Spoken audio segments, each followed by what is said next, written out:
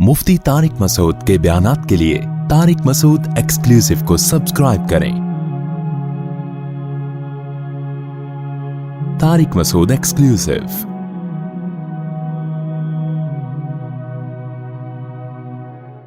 फरमाया इन्नल्लाह व मलाइकतहु, बेशक अल्लाह ताला और उसके फ़रिश्ते युसल्लून अलन नबी, नबी पर रहमत भेजते हैं। यानी फ़रिश्ते तो रहमत की दुआ करते हैं और अल्लाह रहमत भेजता है।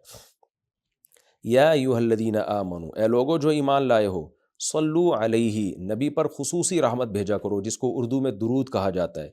वसल्लिमु, और सलामती भेजा करो, तस्लीमा, सलामती भेजना, यानी खूब सलामती भेजा करो।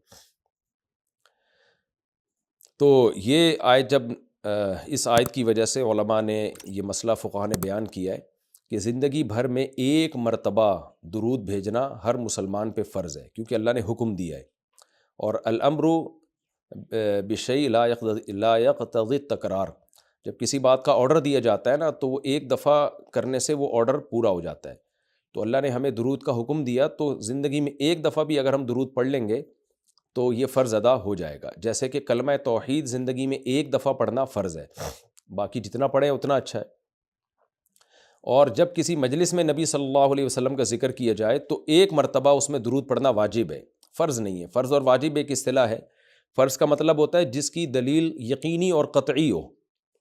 तो चूँकि कुरान ने दुरूद पढ़ने का हुक्म दिया, तो वो चूँकि ये नहीं अल्लाह ने कहा कि हमेशा पढ़ते रहा करो, बल्कि पढ़ो तो एक दफ़ा पढ़ना इस क़तई यकीनी दलील की वजह से फ़र्ज़ है।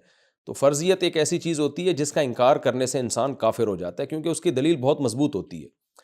और दूसरी हदीस में आता है कि वो शख्स बख़ील है कि मेरे सामने उसका तज़किरा किया जाए और मुझ पर दुरूद ना पड़े। तो इस हदीस, ये चूँकि ख़बर वाहिद है, क्योंकि ज़ाहिर है कुरान जिस तरह तवातुर के साथ साबित है, इस तरह अख़बार आहाद जो ख़बर वाहिद होती हैं वो उस तरह तवातुर के साथ साबित नहीं होती, तो उसमें तावील का भी इम्कान होता है। तो इसलिए फ़ुक़हा ख़ास तौर पर अहनाफ जो हैं, फ़ुक़हा हनफिया, उन्होंने फ़र्ज़ और वाजिब एक टर्म बनाई है शरई मसाइल को समझाने के लिए। तो इसलिए उन्होंने कहा कि जब किसी मजलिस में नबी का नाम आए ना, तो उस मजलिस में एक दफ़ा कम से कम दुरूद पढ़ना वाजिब है। वाजिब का दर्जा थोड़ा सा फ़र्ज़ से नीचे होता है, क्योंकि वो हदीस से साबित है। तो और फिर जब बार बार नबी का नाम आए तो फिर बार बार पढ़ना वाजिब नहीं है, क्योंकि उसमें हरज है। हाँ, मुस्तहब ज़रूर है कि जितनी दफ़ा पढ़ें, जब भी नबी सल्लल्लाहु अलैहि वसल्लम का नाम आए तो लाज़मी दुरूद शरीफ पढ़ा करें, ये तो मुस्तहब है। नबी सल्लल्लाहु अलैहि वसल्लम ने फरमाया, जिस शख्स ने मुझ पे एक दफ़ा दुरूद पढ़ा, अल्लाह उस पर 10 रहमतें नाजिल करते हैं और उसकी 10 ख़ताओं को माफ़ करते हैं। तो बहुत ज़्यादा फ़जीलत है दुरूद शरीफ पढ़ने की। और ये बड़ी अजीब बात है कि दुरूद शरीफ जो है ये असल में अल्लाह की इबादत है। यहाँ मैं आपको एक दिलचस्प मसला भी बताता चलूँ। शरई मसला ये है कि जब हम कोई मन्नत मानते हैं ना, मन्नत कि अगर अल्लाह ने मेरे मरीज़ को शिफ़ा दे दी तो मैं इतने रोज़े रखूँगा, मैं ये करूँगा, मैं यूँ करूँगा, तो इस अमल को मन्नत कहा जाता है कि बाकी अगर आप ठीक हो गए तो आप पर लाजिम होता है कि आप वो काम करें। तो मन्नत में ये ज़रूरी है कि आप जिस चीज़ की मन्नत मानें वो इबादत मक़सूदा हो और उसकी जिन्स में से लाजिम भी हो, यानी इबादत में कामिल इबादत होनी चाहिए, वो उबूदियत का उनसर उसमें हो। जैसे आपने मन्नत मानी कि अगर जो है मैं इम्तिहान में पास हो गया तो मैं 3 रोज़े रखूँगा, तो रोज़े इबादत है, मक़सूद है, यानी इबादत मक़सूदा में से है। लेकिन अगर आपने मन्नत मानी कि मैं अगर इम्तिहान में पास हो गया तो मैं वज़ू करूँगा, तो वज़ू चूँकि मक़सूद नहीं है, इबादत मक़सूदा नहीं है, वज़ू से मकसद तो नमाज होती है, तो वो मन्नत आपके ऊपर लाज़िमी नहीं होगी। आपने अगर मन्नत मानी कि जी मैं सदका करूँगा, तो सदका इबादत मक़सूदा है और उसकी जिन्स में से जो ज़कात है वो वाजिब भी है। रोज़े की जिन्स में से रमज़ान का रोज़ा वाजिब है। आपने नफ़िल नमाज की मन्नत मानी तो भी मन्नत पूरा करना आप पर लाजिम है, क्योंकि नफ़िल नमाज जो है वो इबादत भी है और उसकी जिन्स में से यानी फ़र्ज़ नमाज आप पर लाजिम भी है। तो अगर दोनों में से एक शर्त भी नहीं पाई जाएगी तो मन्नत फिर मुनाक़िद ही नहीं होती है। जैसे आपने कहा कि मैं जो है वो अगर इम्तिहान में मैं कामयाब हो गया, पास हो गया, तो मैं जो है अपने वालिदैन की खिदमत करूँगा। तो ये खिदमत सवाब तो बहुत है, लेकिन इबादत मक़सूदा नहीं है, इबादत मक़सूदा नहीं है। तो ये मन्नत आप पर पूरा करना लाजिम नहीं होगी। खिदमत तो करनी चाहिए, माँ बाप की खिदमत से बढ़कर तो दुनिया में कोई नेकी नहीं है, لیکن عبادت مقصودہ نہیں ہے. مقصودہ کا مطلب نماز، حج، یہ سب چیزیں جو ہے نا مقصود میں آتی ہیں. یہ کسی عارضے کی وجہ سے اللہ نے ہمیں حکم دیا ہے کہ تاکہ ماں باپ کو پریشانی نہ ہو. یہی وجہ ہے کہ اگر خدمت کے محتاج نہیں ہوتے تو پھر خدمت واجب بھی نہیں ہوتی، ان کی خدمت کے محتاج ہوتے ہیں تو واجب ہوتی ہے. لیکن نماز تو جب بھی ٹائم آئے گا آپ پر لازم ہوگی. زکوٰۃ تو سال گزرنے کے بعد جب بھی صاحب نصاب ہوں گے آپ پر لازم ہوگی، چاہے غریبوں کو ضرورت ہو یا نہ ہو، آپ پر تو زکوٰۃ واجب ہوتی رہے گی. تو اب علماء کا اختلاف ہوا ہے کہ اگر کوئی شخص درود شریف کی منت مانتا ہے تو کیا اس پر درود شریف کی منت پوری کرنا لازم ہے؟ تو بعض علماء نے کہا کہ نہیں، کیونکہ درود شریف بھی عبادت مقصودہ میں سے نہیں ہے. اس کی پہلے میں اور آسان مثال دیتا ہوں، جیسے تلاوت. علماء کہتے ہیں اگر کوئی یہ منت مانتا ہے کہ اگر میں امتحان میں کامیاب ہو گیا تو میں 3 پارے تلاوت کروں گا، تو یہ منت پوری کرنا بھی واجب نہیں ہے، کیونکہ قرآن پڑھنا بہت زیادہ ثواب تو ہے لیکن عبادت مقصودہ نہیں ہے. بلکہ مقصد قرآن سے کیا ہے کہ آپ کا دل بنے اور آپ کو آخرت کی یاد تازہ ہو، آپ کو شرعی احکام کا علم ہو. ثواب بہت ہے، ہر ثواب کا کام اصطلاحی عبادت نہیں ہوتا، خوب سمجھ لیں. عبادت کی بھی 2 قسمیں ہیں، ایک عبادت ٹرم ہے، اصطلاح ہے، اور ایک عبادت مجازن ہم عبادت، ہر اچھے کام کو عبادت کہتے ہیں. اس لحاظ سے تو کھانا کھانا بھی عبادت ہے کہ اگر آپ کی نیت اچھی ہے اس سے. لیکن ایک ہوتی ہے مقصود عبادت، تو مقصودہ عبادت میں سے نہیں ہے. ثواب بہت ہے قرآن کی تلاوت کرنا، اللہ سے محبت کی علامت ہے. بغیر سمجھ کے پڑھنا بھی بہت بڑی نیکی ہے، قرآن بغیر سمجھ کے پڑھنا بھی. لیکن قرآن کی تلاوت کی منت جو ہے وہ منعقد نہیں ہوتی. تو اسی طرح اب یہ اختلاف ہوا ہے کہ اگر کوئی درود شریف کی منت مان لیتا ہے کہ اگر میں امتحان میں کامیاب ہو گیا تو میں 100 دفعہ درود شریف پڑھوں گا، تو کیا یہ منت پوری کرنا واجب ہے یا نہیں؟ تو بعض علماء کہتے ہیں کہ واجب نہیں ہے. وجہ اس کی ہے کہ درود شریف عبادت مقصودہ نہیں ہے، کیونکہ درود شریف کا مقصد تو یہ سید الانبیاء محمد صلی اللہ علیہ وسلم سے محبت کا اظہار، تو یہ نماز روزے کی طرح نہیں ہے. لیکن راجح قول یہ ہے جس پہ فتویٰ دیا گیا ہے کہ یہ منت پوری کرنا واجب ہے، کیونکہ درود شریف عبادت مقصودہ ہے، اور عبادت مقصودہ ہے اور اس کی جنس میں سے واجب بھی ہے، فرض بھی ہے. تو فرض کیسے ہے؟ کیونکہ قرآن نے ہمیں حکم دے دیا. اب زندگی میں ایک دفعہ درود شریف پڑھنا فرض ہو گیا. یہ مسئلہ تو آسانی سے سمجھ میں آ گیا کہ فرض کیسے. اب یہ ایک سوال پیدا ہوتا ہے عبادت مقصودہ کیسے ہے؟ نبی صلی اللہ علیہ وسلم کی تو عبادت جائز ہی نہیں ہے. اس کا بڑا دلچسپ جواب دیا حضرات فقہا نے کہ درود شریف اصل میں اللہ کی عبادت ہے جو ہم اللہ کو خوش کرنے کے لیے کرتے ہیں، کیونکہ اللہ نے ہمیں آرڈر دیا ہے. اور اس میں عبادت کا عنصر، عبادت کہتے ہیں جس کی جو ہے وہ جس میں عبودیت کا عنصر ہو، آپ بطور غلام جو کام کر رہے ہو، جس میں آپ کو لاجک پوچھنے کی بھی اجازت نہیں ہوتی. جیسے 5 نمازیں فرض ہیں نا، کیوں فرض ہیں بھائی؟ لاجک کی ہمیں حکم نہیں، ہم نے پڑھنی ہے. روزہ فرض ہے، اس کی حکمتیں اللہ نے بیان کی، لیکن وہ حکمتیں نہ بھی ہوں تو روزہ رکھنا پڑے گا.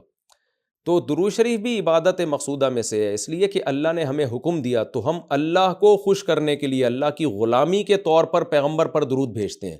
تو اس سے درود شریف کی اہمیت بہت زیادہ بڑھ جاتی ہے، اور اس میں بہت ساری حکمتیں حاصل ہو جاتی ہیں کہ ہم اللہ کو راضی کرنے کے لیے، کیونکہ اللہ نے ہمیں حکم دیا ہے، جیسے نماز کا حکم دیا، زکوٰۃ کا حکم دیا، اللہ نے کہا کہ تم یہ عبادت کرو گے میری، یہ ہوگی میری، کیونکہ دعا عبادت ہے.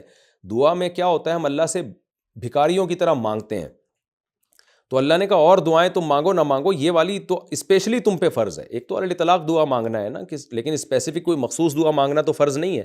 لیکن یہ والی دعا مانگنا ہم پہ اللہ نے فرض کیا ہے کہ تم نے پیغمبر کے لیے رحمت کی دعا کرنی ہے، یہ تم پہ فرض ہے، یہ مجھے خوش کرنے کے لیے فرض ہے. تو یہ عبادت ہے، لیکن اللہ کی عبادت ہے اور نبی کے لیے دعا ہے یہ. تو اس سے درود شریف کی اہمیت بھی بہت بڑھ جاتی ہے، اور ہمیں سید الانبیاء صلی اللہ علیہ وسلم کی اہمیت کا بھی پتہ چلتا ہے کہ اللہ نے پیغمبر پہ درود بھیجنے کو اپنی عبادت قرار دے دیا ہے. تو سید الانبیاء صلی اللہ علیہ وسلم کی بھی ویلیو بہت زیادہ بڑھ جاتی ہے. جیسے قرآن میں آتا ہے نا کہ وَرَفَعْنَا لَكَ ذِكْرَكَ، ہم نے آپ کے تذکرے کو بلند کیا ہے. تو کیسے بلند کیا؟ علماء نے اس کا جواب دیا کہ نماز میں بھی درود شریف ہے، اور اتحیات میں نبی صلی اللہ علیہ وسلم پہ سلامتی بھیجنے کو اتحیات کا حصہ بنا دیا گیا ہے، اور اذان میں اشہد ان لا الہ الا اللہ کے ساتھ اشہد ان محمد رسول اللہ کو بھی ایڈ کیا گیا ہے. تو اس سے سید الانبیاء صلی اللہ علیہ وسلم کی بہت زیادہ فضیلت ثابت ہوتی ہے. تو اس لیے درود شریف کا اہتمام کرنا چاہیے. جیسے شریعت میں بعض عبادتیں بعض اوقات میں زیادہ پسندیدہ ہیں. آپ دن میں نوافل پڑھیں اس کا بھی ثواب ملتا ہے، لیکن یہ نوافل آپ رات کے آخری حصے میں پڑھیں تو تہجد بن جائے گی، بہت زیادہ ثواب ہو جائے گا. آپ روزہ رکھیں عام دنوں میں ثواب ہے، پیر جمعرات کو زیادہ ثواب ہے، ایام بیز میں زیادہ ثواب ہے، رمضان کا تو بہت ہی زیادہ ثواب ہے.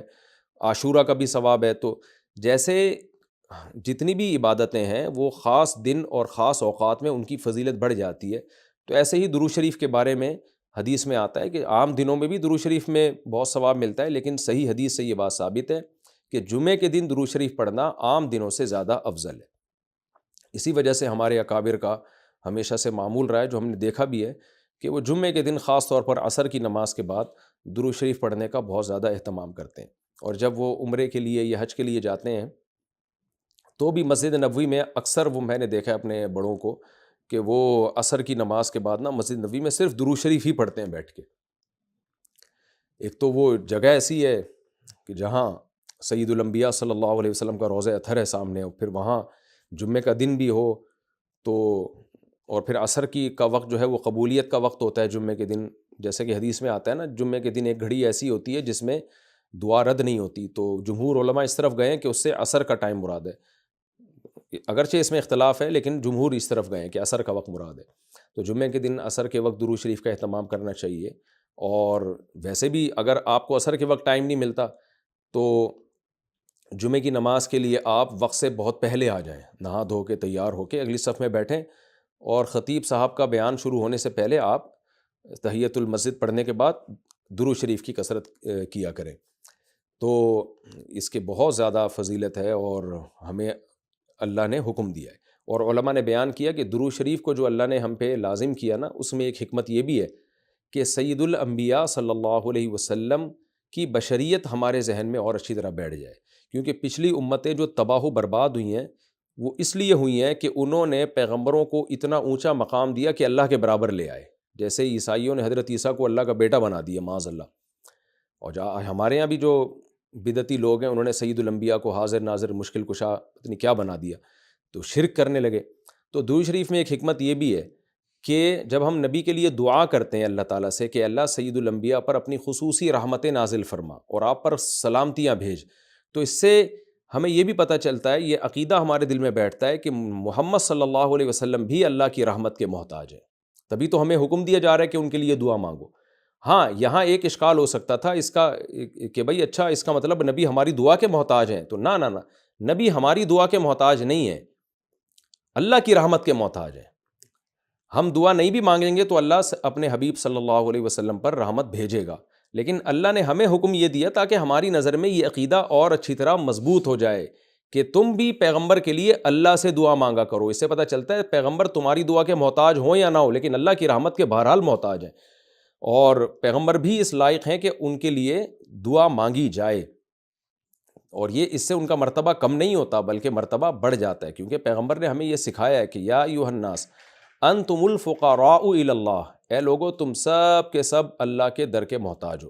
اور یہ جو میں نے کہا کہ پیغمبر اس لائق ہیں کہ ان کے لیے دعا مانگی جائے، تو اس کا کوئی یہ مطلب نہ لے کہ پیغمبر ہماری دعا کے محتاج ہیں، یہ میں بار بار بتا چکا ہوں، ہماری دعا کے محتاج نہیں ہیں، لیکن اللہ تعالیٰ یہ چاہتے ہیں کہ میں پیغمبر پر رحمت بھیجوں لیکن اس میں امتیوں کا حصہ پڑ جائے۔ حضرت مولانا اشرف علی تھانوی رحمہ اللہ نے اس کی ایک مثال دی ہے کہ جیسے کسی بادشاہ کو اپنے شہزادے سے بہت زیادہ محبت ہے، وہ ویسے ہی اس کو گفٹ دینا چاہتا ہے، اور آپ کو پتہ ہے کہ اس نے یہ گفٹ دینا ہے، لیکن آپ جا کے بادشاہ سے سفارش کر دیتے ہو کہ بھئی ان کو یہ گفٹ دے دو۔ اس میں آپ کا مقصد یہ ہوتا ہے کہ بادشاہ نے تو کرنا ہی ہے، تو بادشاہ کے دل میں ہمارا مقام بھی بڑھ جائے گا کہ دیکھو جو کام میں چاہتا ہوں تو یہ بھی مجھ سے وہی چاہتا ہے، اور اس سے نبی صلی اللہ علیہ وسلم سے بھی آپ کا تعلق بڑھ جائے گا، اور یعنی جو شہزادہ ہے نا اس سے بھی تعلق بڑھ جائے گا آپ کا۔ تو جب ہم اللہ سے دعا مانگتے ہیں نبی کے لیے تو ہمارا اللہ کا ریلیشن بھی بڑھتا ہے، اس سے اللہ خوش ہوتا ہے کہ دیکھو میرے حبیب کے لیے یہ بھی مجھ سے کہہ رہے ہیں رحمت بھیجنے کا، اور سید الانبیاء سے بھی ہمارا تعلق بڑھ جائے گا، قیامت کے دن یہ چیز سفارش میں معاون اور مددگار ہو سکتی ہے۔ ان الذین یؤذون اللہ ورسولہ، بے شک وہ لوگ جو اللہ اس کے رسول کو تکلیف پہنچاتے ہیں، اللہ کو تو ظاہر ہے کوئی تکلیف نہیں پہنچا سکتا، یہاں بھی مجازاً اس کو تکلیف سے تعبیر کیا، اللہ کے حکام کی نافرمانی، اور یعنی اللہ نے اپنے رسول کی تکلیف کو اپنی تکلیف قرار دیا ہے۔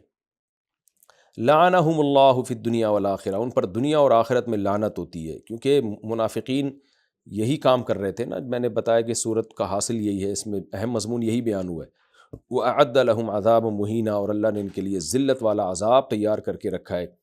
وَالَّذِينَ يُؤْذُونَ الْمُؤْمِنِينَ وَالْمُؤْمِنَاتِ، اور وہ لوگ جو مومنین اور مومنات کو تکلیف دیتے ہیں، عام مسلمانوں کو تکلیف دیتے ہیں، بغیر مکتسبو، بغیر اس کے کہ جو انہوں نے کمایا، یعنی ایسے کاموں کو ان کی طرف منسوب کر کے تکلیف دیتے ہیں جو کام انہوں نے کیے نہیں ہیں، پروپیگنڈا کرتے ہیں، بدگمانیاں پھیلاتے ہیں.